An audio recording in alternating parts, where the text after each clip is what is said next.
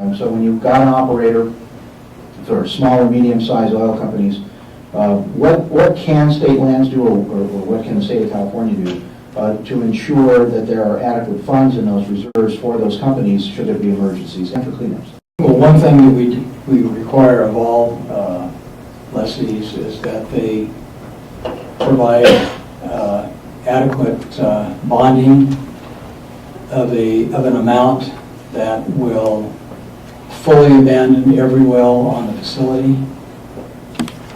We also require that they carry adequate insurance for any type of damage or confidence that these companies are capable financially to address these particular potential problems.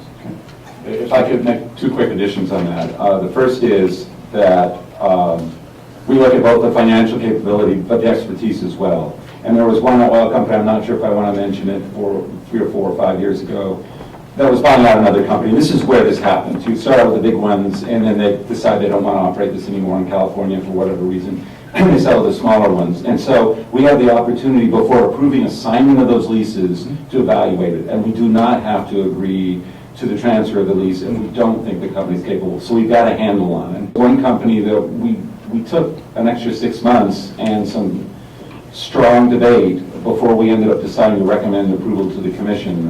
Other companies, and I will be frank about this one with Greca, there is a legal problem when a company is bought out. I'm not an attorney, but this is how I understand the case to be. It's one thing if the lease is sold from one company to another. If a company is entirely bought out by another company, in essence, the first company still holds the lease, and we don't have the legal ability to review the capabilities of the company that's done the buying out. And that's what happened with Greca. And we were advised by our attorneys that we had no ability to object to that sale, which we saw as a big problem.